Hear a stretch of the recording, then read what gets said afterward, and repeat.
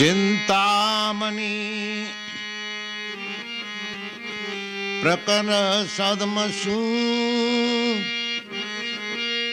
कल्पवृक्षलक्षावृतेषु सुरभिरभिपलयन्तम् चिंतामणि प्रकर सदमसु कल्पवृक्षलक्षावृतेषु सुरभिरभिपलयन्तम्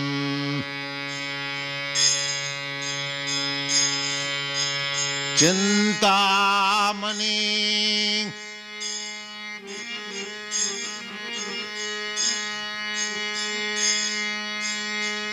प्रकर सदमसु कल्पवृक्षलक्षावृतेषु सुरभिरभिपलयन्तम्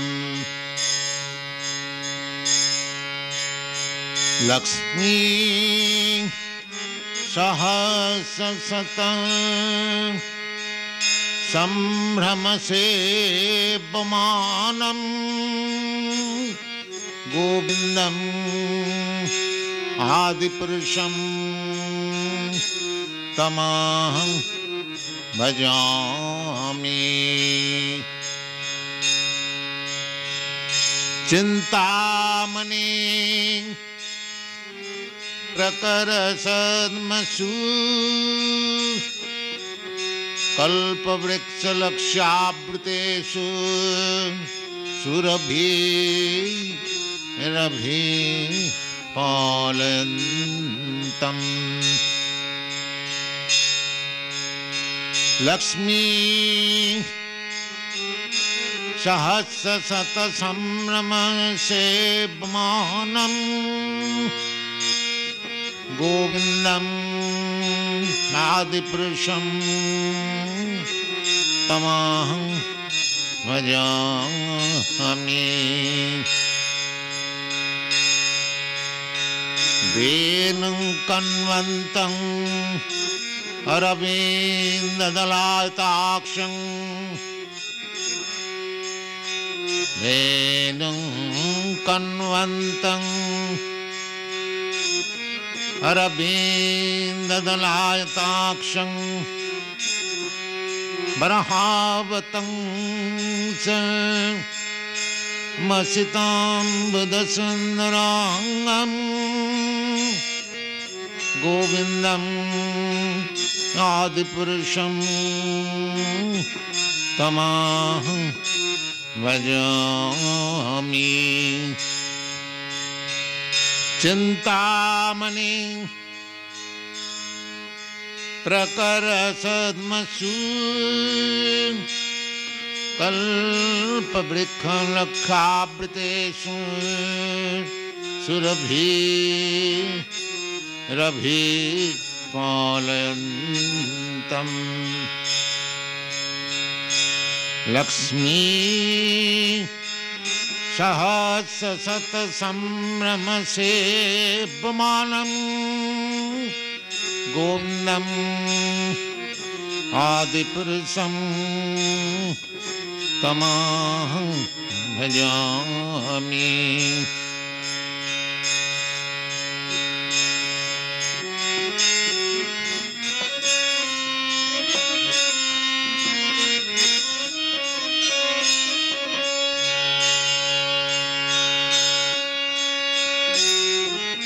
आलोल चंद्रकलश वनमाल बंशी रत्नांगदं प्रणयकेली कलाविलासं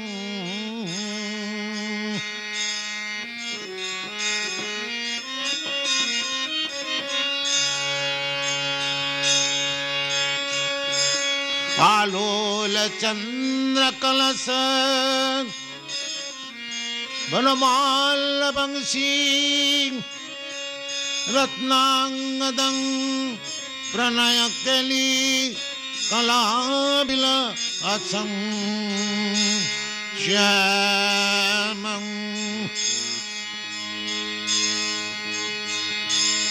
श्यामं त्रिभंगललितं नियतप्रकाशं गोविन्दम् आदिपुरुषं तमहं भजामि। वेणुं कन्नन्तं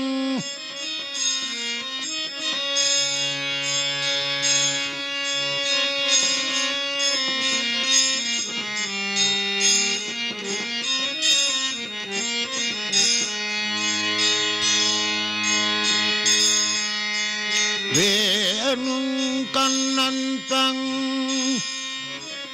अरविन्ददलताक्षं वरहावतं समसितं मुदसुन्दराङ्गं कन्दर्पकोटिकमणीय विशेषशोभं गोविन्दम् आदिपुरुषं तमहं भजामि। चिंतामणि प्रकर सद्मसु कल्पवृक्षलक्षावृतेषु शिरभि रभि पालयन्तम् लक्ष्मी सहस्रशत संभ्रम सेपमानं गोविन्दम् आदिपुरुषं तमहं भजामि। अंगानि यस्य सकलेन्द्रियवेत्तिमन्ति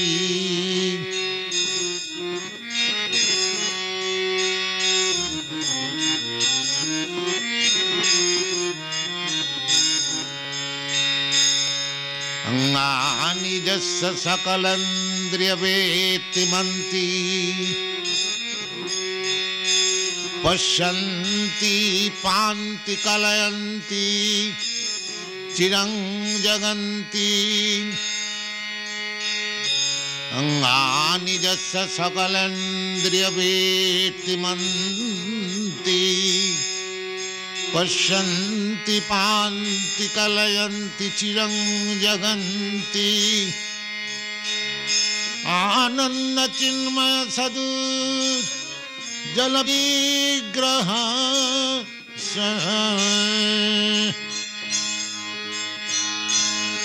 आनंद चिन्मय सदु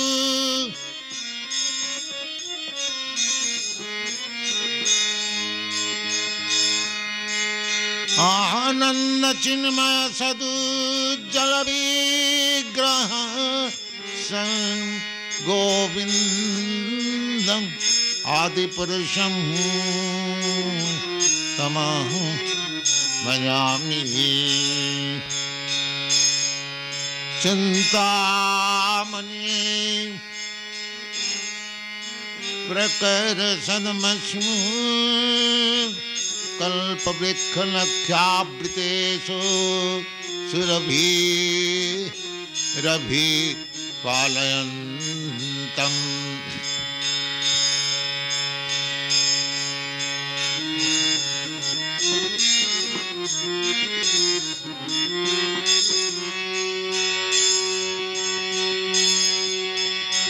अद्वैतयच्युतयनादि अनन्तरूपम्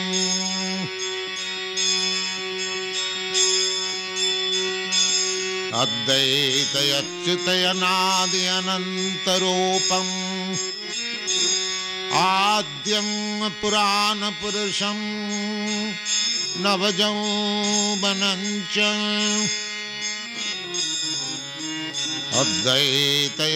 अद्वैतयच्युतयनादि अनन्तरूपम्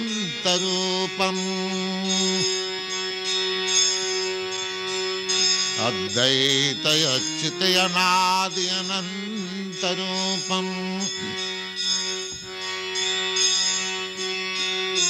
आद्यं प्राणप्रसं नवयौवनं च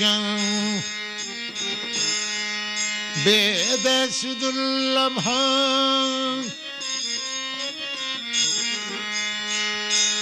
वेदेषु दुर्लभयात्मभक्तौ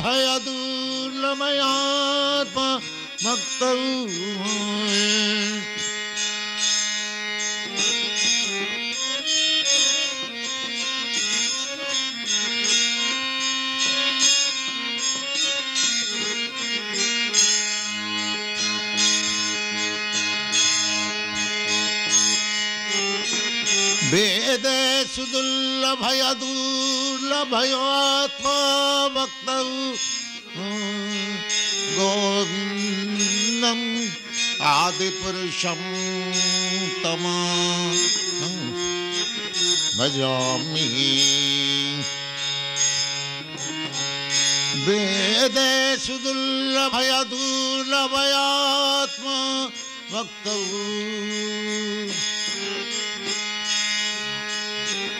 वेदेषु दुर्लभयात्मभक्तौ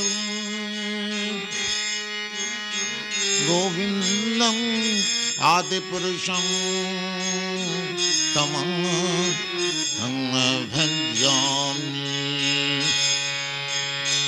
चिन्तामणि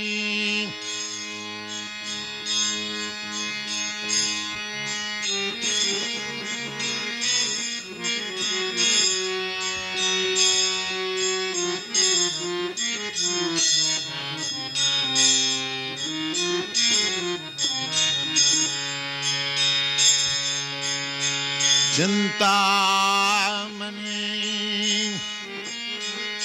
प्रकर सद्मसु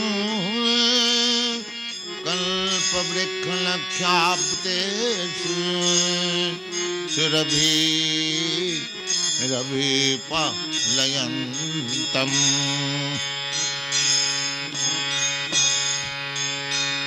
पंथास्तु कोटिशतवत्स संप्रगम्य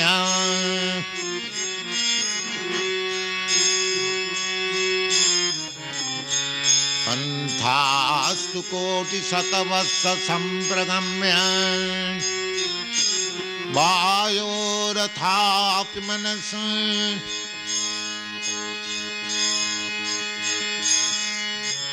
पंथास्तु कोटिशतवत्स संप्रगम्य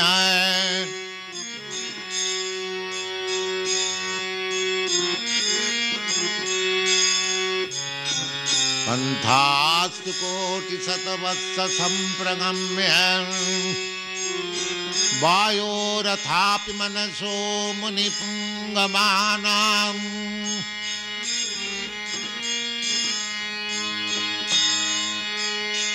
पंथास्तु कोटिशतवत्स संप्रगम्य वायोरथापि मनसो मुनिपुंगमानाम् सप्तस्तिज प्रपदसीम्लन् अभिचिन्तत ते सप्तस्तिज प्रपदसीम्लन् अभिचिन्तत ते गोविन्दम् आदिपुरुषं तमहं भजामि गोविन्द आदिपुरुषं तमहं भजामि चिन्तामणि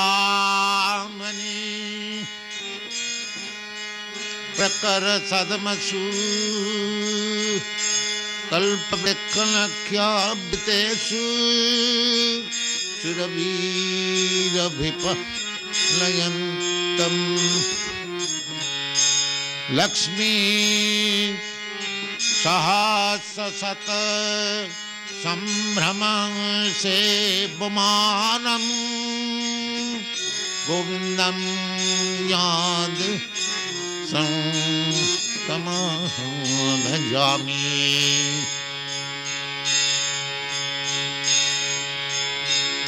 आनंद चिन्मय रस प्रतिभाविताभिः साभी जयेव निज रूपतया कलाभिः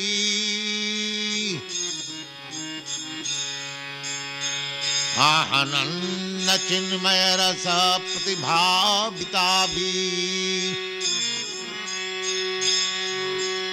साभी जयेव निज रूपतया कलाभिः गोलक एव निवसति अखिलात्मा भूत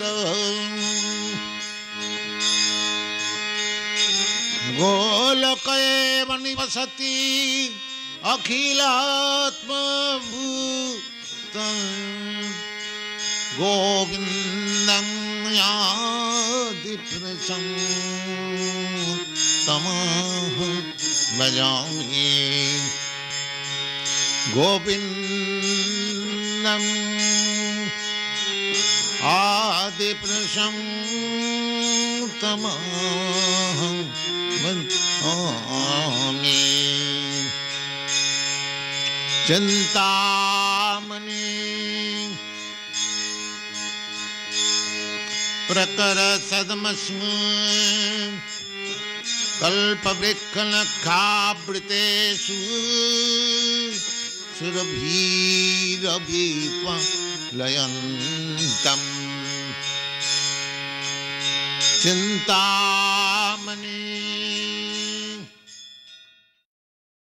The materialistic demeanor cannot possibly stretch to the transcendental autocrat who is ever inviting the fallen conditioned soul to associate with him through devotion or eternal serving mode.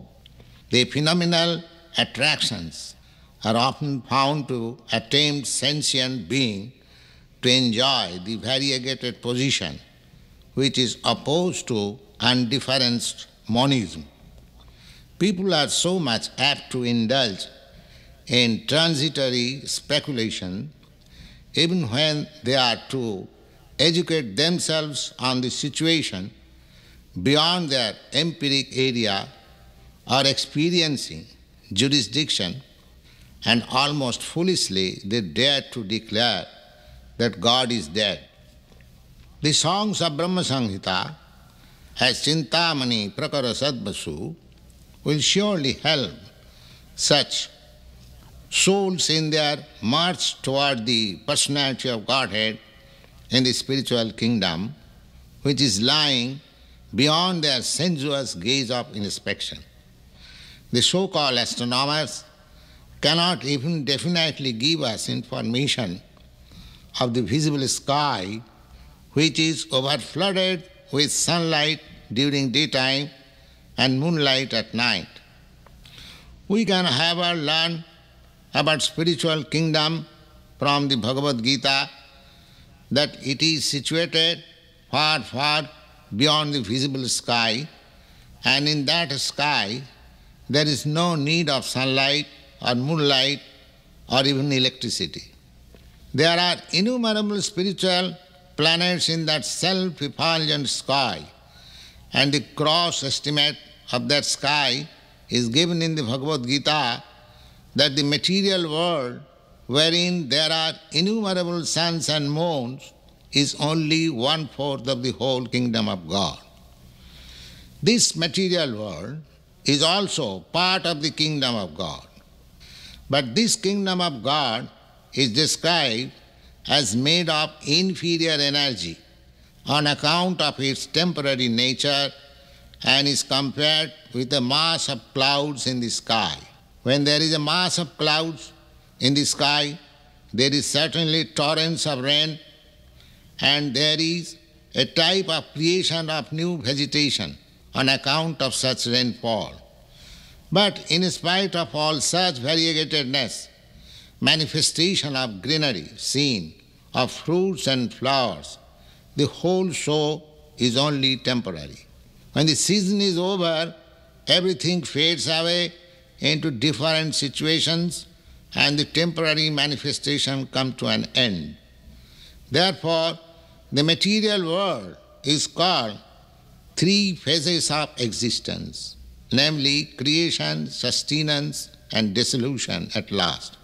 This creation and dissolution is going on perpetually like seasonal changes, and the portion of the vast sky where such temporary variegatedness is taking place and again becoming out of sight is called the material world.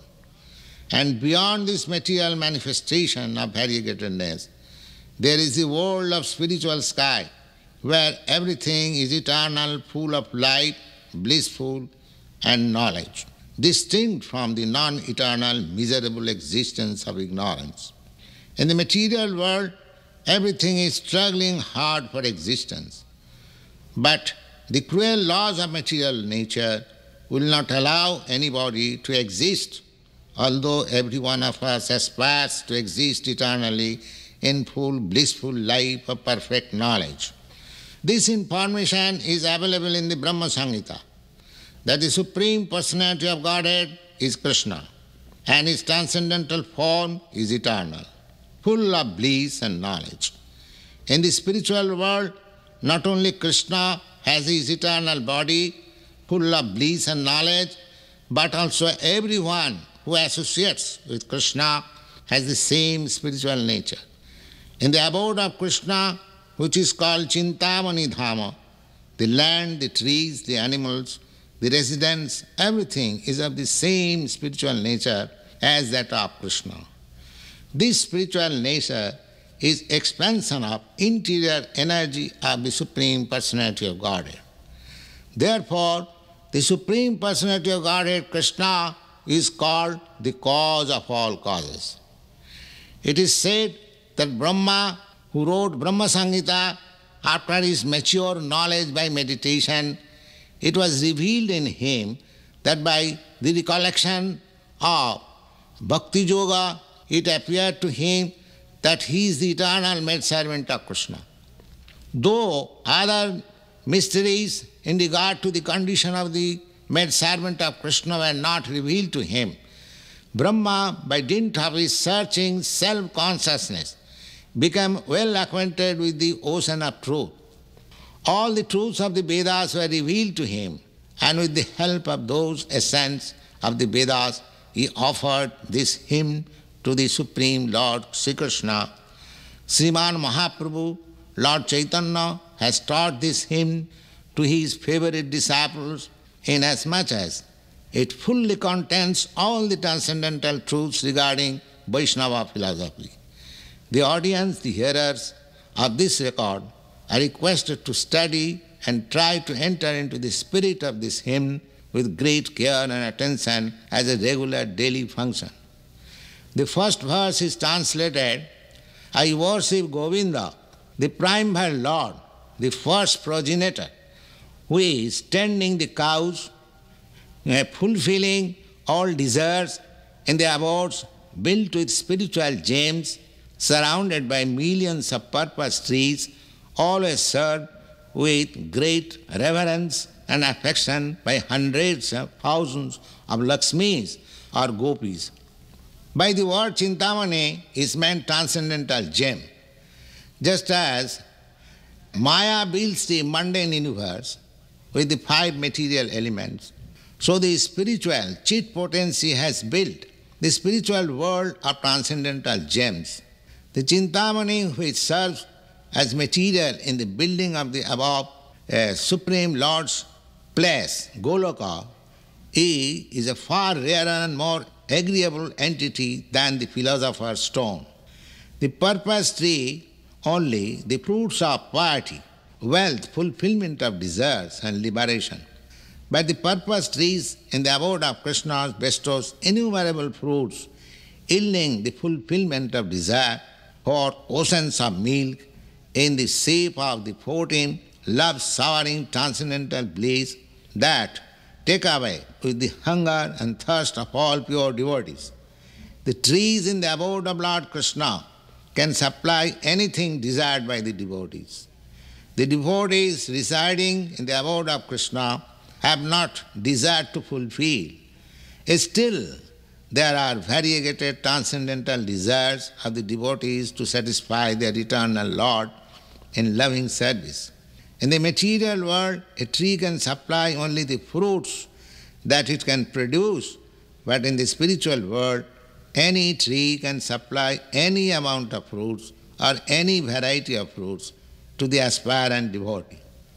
The second verse is translated, I worship Govinda, the primeval Lord, who is adept on playing on his flute with blooming eyes like lotus petals, with head bedecked with peacock feather, with the figure of beauty tinged with the hue blue clouds, and his unique loveliness charming millions of gopis.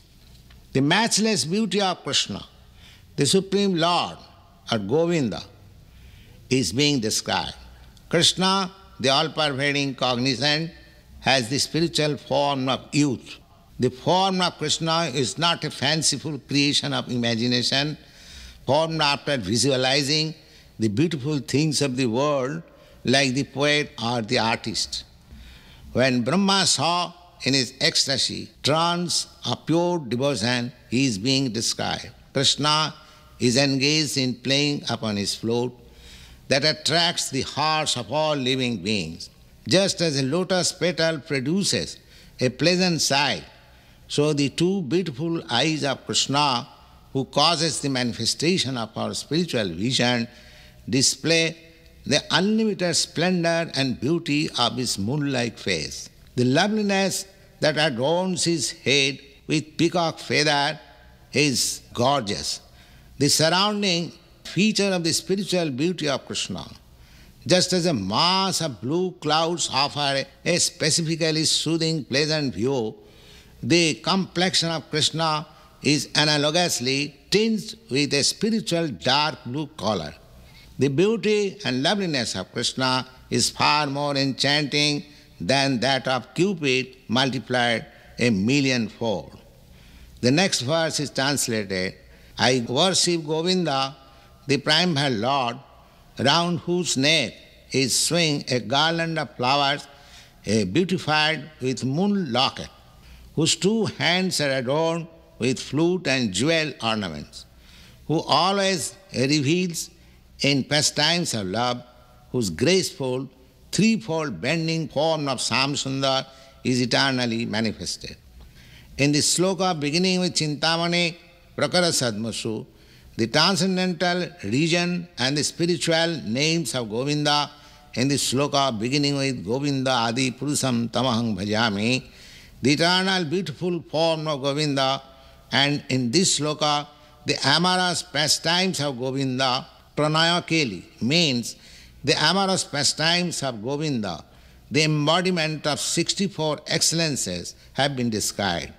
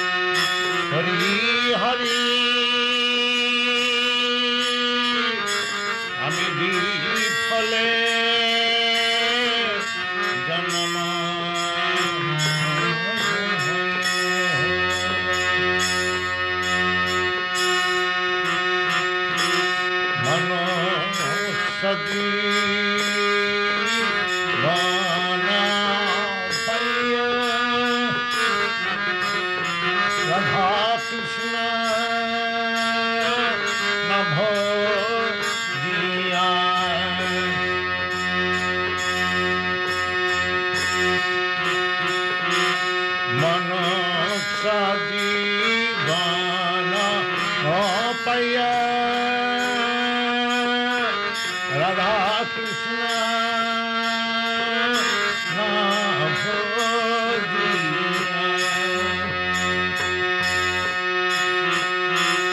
ami janiyaso niya bisa khaina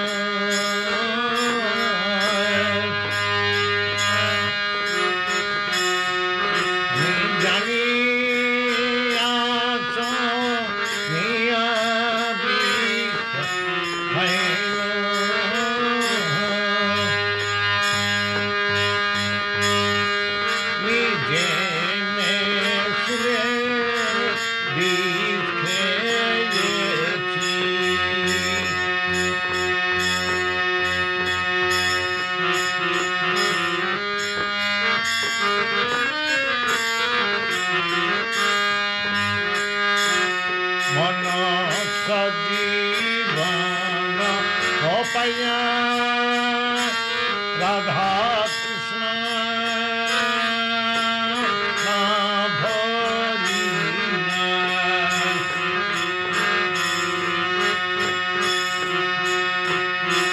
mano sajivana paya Radha Krishna na bhojina janiyaso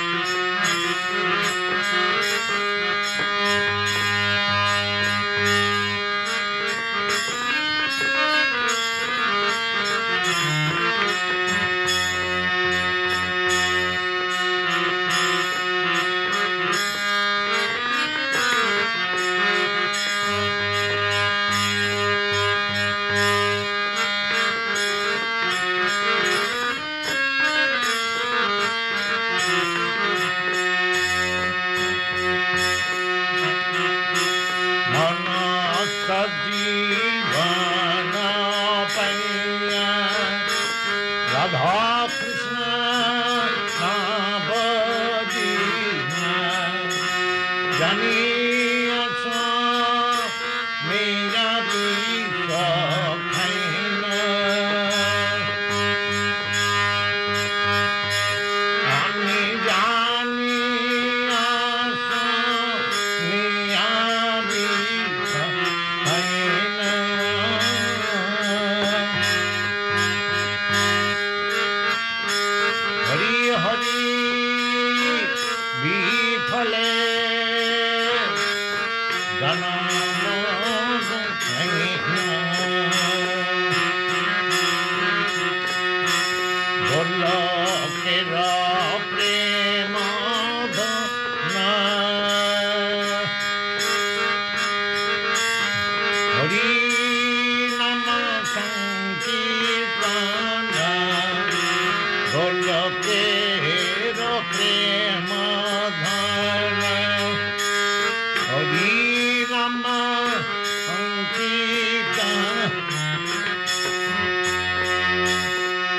Golokero prema dana Hari nama sankirtan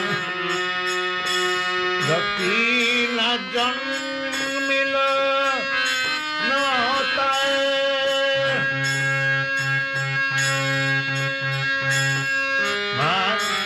Roti najan lokanatae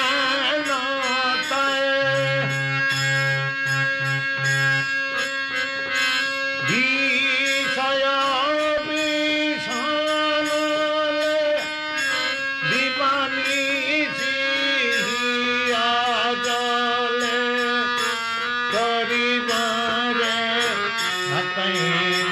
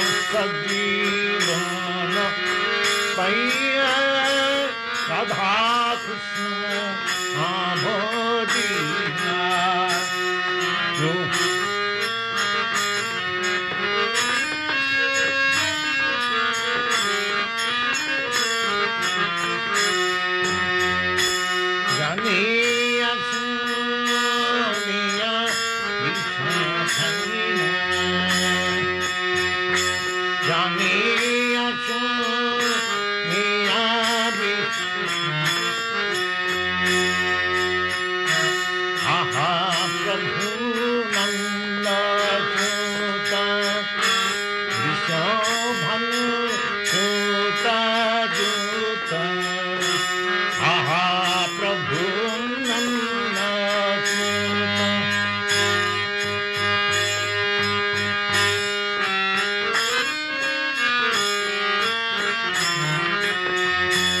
आहा प्रभु नंद सुता विश्वभानु सुता जुता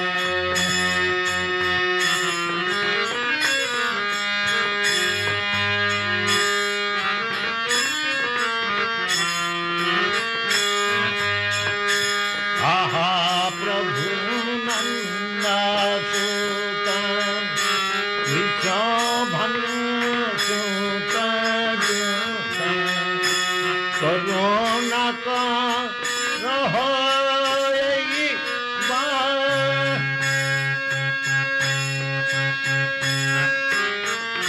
करुणा कर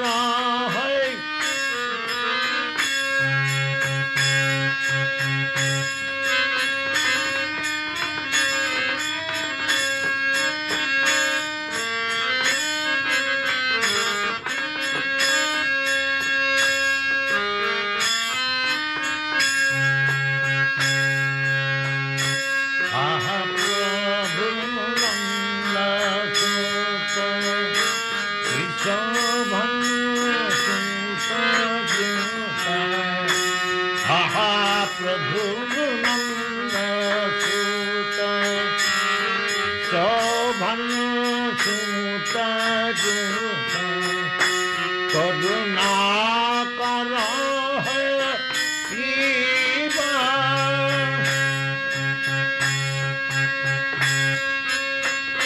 नरोत्तम दास कहे न ठहरी हरण पाए तुम्हें बिना तेरा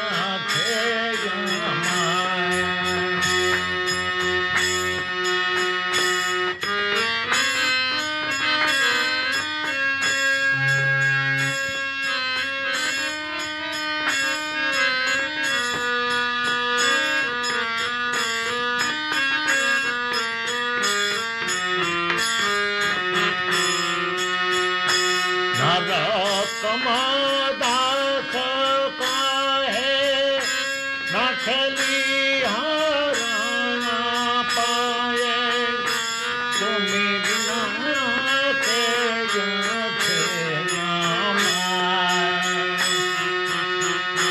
नरोत्तम दास कहे न ठहरी हरण पाए तुम्हें बिना तेरा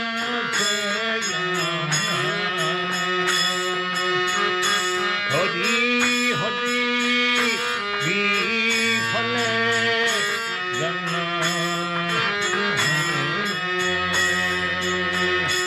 हरि हरि विफले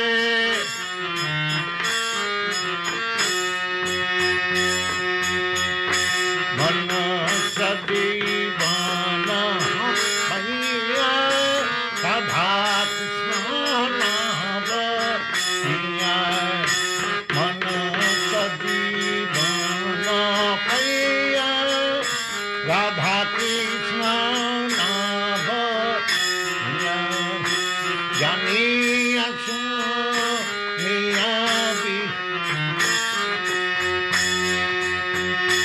जानिया सुनिया